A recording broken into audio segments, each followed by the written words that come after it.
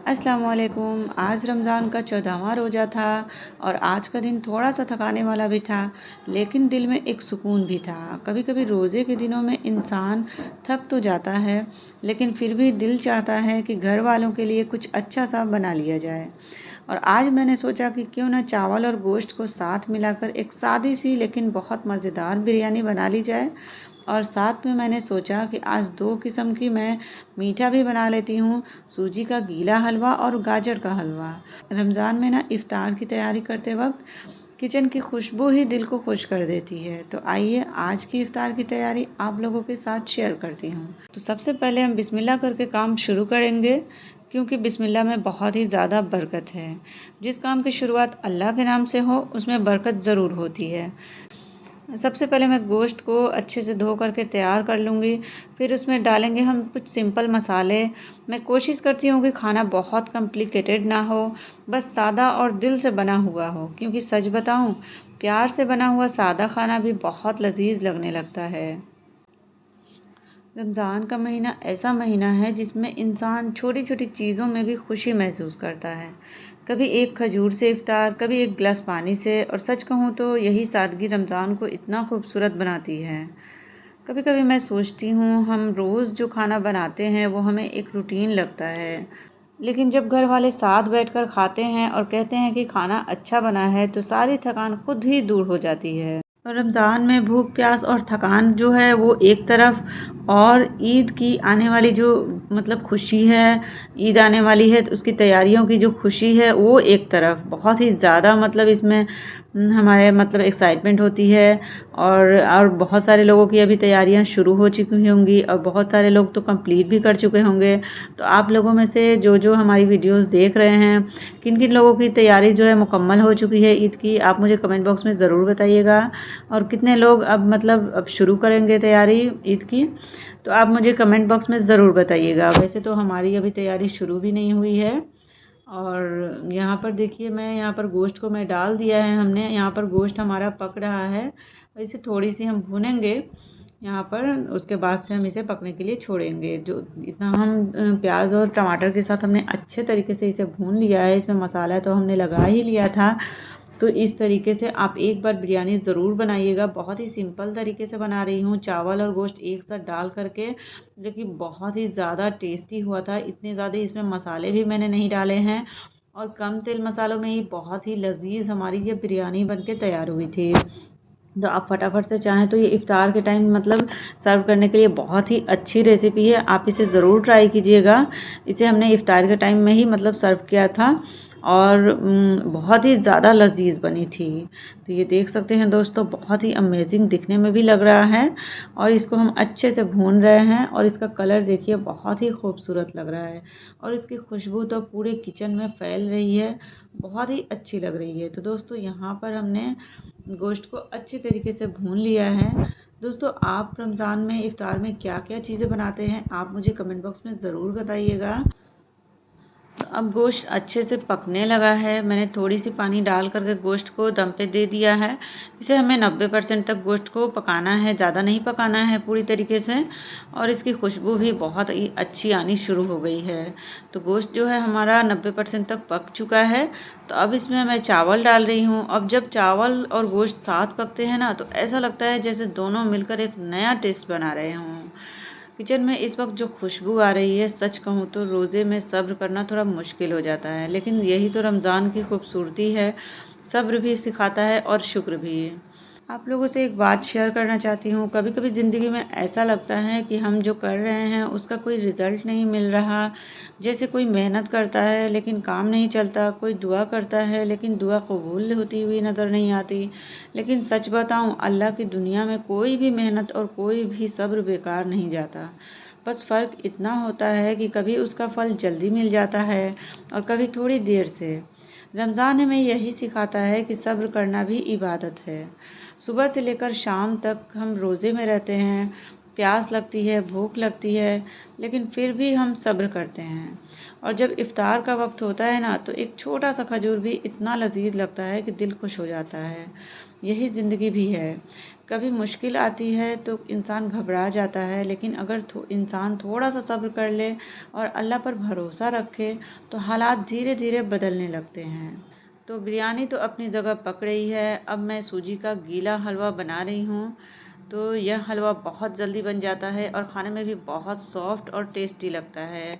और हमारे घर में तो यही मतलब सूजी का जो गीला हलवा है वही ज़्यादा पसंद आता है।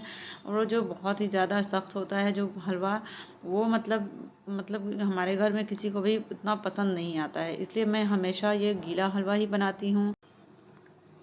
मैं भी कभी-कभी सोचती हूँ, हम सब अपनी ज़िंदगी में कुछ ना कुछ बनने की कोशिश कर रहे हैं। कोई मेहनत कर रहा है, कोई सपने देख रहा है, कोई अपने घर वालों के लिए कुछ अच्छा करना चाहता है। और कभी-कभी रास्ता लंबा भी हो जाता है, लेकिन याद रखिए, जो इंसान मेहनत करता है और साथ में अल्लाह पर भरोसा रखता है, अल्लाह उसे कभी खाली हाथ नहीं लौटाता। हो सकता है वो हमें वो चीज़ उस वक़्त ना मिले जब हम चाहते हैं, लेकिन अल्लाह हमें उस वक़्त देता है जब वह हमारे लिए बेहतर होती है। इसलिए अगर आपकी ज़िंदगी में भी कभी ऐसा वक़्त आए कि दिल उदास हो जाए, तो बस एक बात याद रखिए, अल्लाह आपके हालात देख रहा है। आपकी मेहनत, आपकी दुआ, आपका सब्र, सब कुछ उसके पास दर्ज है। और एक दिन ऐसा ज़रूर आएगा जब वही मेहनत आपके चेहरे पर मुस्कान बनकर लौटेगी। रमज़ान का महीना भी हमें यही सिखाता है कि इंसान चाहे कितना भी बिज़ी क्यों ना हो, थोड़ा सा वक्त निकाल कर अल्लाह को याद करना चाहिए। क्योंकि जब इंसान अपने रब से जुड़ता है, तो उसके दिल को एक अजीब सा सुकून मिलने लगता है। और सच कहूँ, सुकून पैसे से नहीं मिलता, सुकून अल्लाह की याद से मिलता है। इसलिए कोशिश कीजिए, इस रमज़ान में थोड़ा सा वक्त अपने दिल के लिए भी निकालें, थोड़ा सा कुरान पढ़ें, थोड़ी सी दुआएं करें और थोड़ा सा शुक्र अदा करें। क्योंकि अगर इंसान अपने पास मौजूद नेमतों को देखना शुरू कर दे, तो उसे एहसास होगा कि अल्लाह ने उसे सब कुछ, बहुत कुछ दिया हुआ है। कभी-कभी हम बस वही चीज़ें देखते रहते हैं जो हमारे पास नहीं होती, और जो हमारे पास है उसे भूल जाते हैं। लेकिन अगर इंसान शुक्र करना सीख जाए, तो उसकी ज़िंदगी खुद ब खुद खूबसूरत हो जाती है। और सच बताऊँ, सबसे अमीर इंसान वो नहीं होता जिसके पास बहुत पैसा हो। सबसे अमीर वो होता है जिसके दिल में सुकून हो। इसलिए हमेशा कोशिश कीजिए, अल्लाह पर भरोसा रखें, मेहनत करते रहें और दिल में उम्मीद ज़िंदा रखें। क्योंकि अल्लाह से मायूस होना एक मोमिन को शोभा नहीं देता। तो अब बिरयानी भी बन चुकी है, रेडी हो चुकी है, और सूजी का हलवा भी हमारा तैयार हो चुका है। तो मैंने सोचा कि अब गाजर का हलवा भी बना लिया जाए। रमज़ान में ना इफ्तार के वक्त अगर थोड़ा सा मीठा भी मिल जाए तो दिल और भी खुश हो जाता है। वैसे भी गाजर का हलवा तो किसे पसंद नहीं होता है। तो सबसे पहले मैं गाजर को अच्छे से धो करके इसे मैं काट करके बना रही हूँ। इसे ना मैं कद्दूकश करूँगी और ना ही मैं इसे ग्राइंड करूँगी। मतलब और इसे घिसना वगैरह भी नहीं है। इसे मैं थोड़ी अलग और सिंपल तरीके से बना रही हूँ, जो हर कोई बहुत ही आसानी से बना सकता है। तो गाजर का हलवा बनाना वैसे तो बहुत आसान होता है, लेकिन इसमें एक चीज़ सबसे ज़रूरी होती है, सब्र। क्योंकि अगर इसे आराम से पकाया जाए तो इसका टेस्ट भी उतना ही अच्छा आता है। और सच बताऊं, कभी-कभी मुझे लगता है कि किचन हमें ज़िंदगी की बहुत सारी बातें सिखा देती है। जैसे अभी यह गाजर का हलवा है, अगर इसे जल्दी-जल्दी बनाना चाहें तो शायद इसका असली टेस्ट ना आए। लेकिन अगर इसे धीरे-धीरे पकने दिया जाए तो इसका टेस्ट भी बढ़ जाता है, और ज़िंदगी भी कुछ ऐसी ही है। अगर हम हर चीज़ जल्दी चाहते हैं तो कभी-कभी हमें निराशा मिलती, मतलब हमें निराश होना पड़ता है, नाउम्मीदी मिलती है। लेकिन अगर इंसान थोड़ा-सा सब्र कर ले तो चीज़ें खुद ब खुद बेहतर होने लगती हैं। रमज़ान का महीना भी हमें यही सिखाता है, सब्र, शुक्र और सादगी।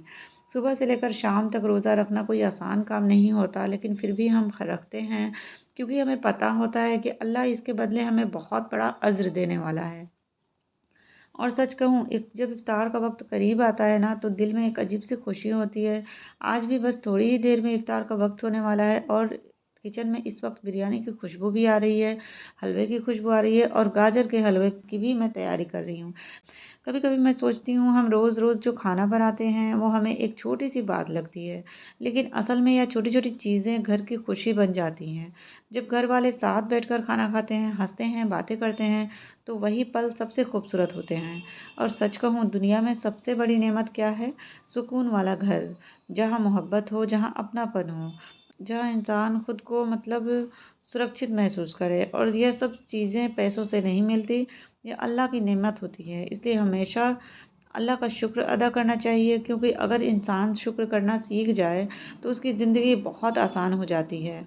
अब देखिए, गाजर को तो मैंने माइक्रोवेव में डाल दिया था, बहुत जल्दी इससे पक जाता है, थोड़ा गल जाता है अच्छे से। माइक्रोवेव में मैंने दूध के साथ डाल दिया था, तो जब वो पक गया उसके बाद मैंने कढ़ाई में दूध के साथ डाल करके और भी इसे पकाया, और उसके बाद मैंने इसे मिक्सी जार में डाल करके थोड़ा सा ग्राइंड कर लिया। तो मैं मिक्सी जार में डाल करके ग्राइंड करना ये ऑप्शनल है, आप इस तरीके से भी बना सकते हैं। आप इसे एक ग्लास लेकर के आप इसे भी मिक्स मैश कर सकते हैं। ये दोनों तरीके आप अपना सकते हैं। तो ये देखिए, इस तरीके से हमने इसे मैश कर दिया है। तो दोस्तों, इस तरीके से भी आप एक बार गाजर का हलवा ज़रूर बनाइएगा। तो इस तरह भी बनाना बहुत आसान होता है। तो यहाँ पर देखिए, हमारे जो गाजर है अच्छे से हमने घिस करके तैयार कर लिया, और अब फटाफट से ये हमारा बन जाएगा। गाजर का हलवा धीरे धीरे पक रहा है और इसका रंग भी कितना खूबसूरत हो गया है। अब इसमें मैं डाल रही हूँ थोड़ा सा घी, थोड़ा सा चीनी, और इसकी खुशबू तो अभी से ही पूरे घर में फैलने लगी है। रमज़ान में ना किचन में काम करते वक्त भी दिल में एक सुकून होता है, क्योंकि इस इंसान जानता है कि वो अपने घर वालों के लिए मेहनत कर रहा है। और हमारी दीन में भी यही कहा गया है कि जो इंसान अपने घर वालों के लिए मेहनत करता है, अल्लाह उसे भी सवाब देता है। इसलिए मैं हमेशा कोशिश करती हूँ कि जो भी बनाऊँ दिल से बनाऊँ, चाहे खाना कितना भी सिंपल क्यों ना हो, अगर उसमें मोहब्बत हो तो उसका टेस्ट खुद ब खुद अच्छा हो जाता है। और अब देखिए, गाजर का हलवा भी तैयार हो चुका है लगभग। इसका रंग भी बहुत ही खूबसूरत हो गया है, और खुशबू भी बहुत ही लाजवाब आ रही है। तो दोस्तों, आज की हमारी चावल और गोश्त की बिरयानी, सूजी का गीला हलवा और गाजर का हलवा तैयार हो गया है। अब बस इफ्तार का इंतज़ार है। अल्लाह से दुआ है कि हम सब के रोज़े कबूल फरमाए और हमारे घरों में हमेशा बरकत और सुकून रखे। अब मैं चलूँगी, फलों को तो मैंने रेडी करके रखा हुआ है, मैं इफ्तार सजाऊँगी। अगर आपको मेरा यह छोटा सा रमज़ान वाला ब्लॉग पसंद आए तो वीडियो को लाइक और शेयर ज़रूर कीजिएगा। और अगर आप नए हैं तो चैनल को सब्सक्राइब करके हमारे इस छोटे से परिवार का हिस्सा बन जाइए। अल्लाह हाफिज़, टेक केयर, बाय बाय।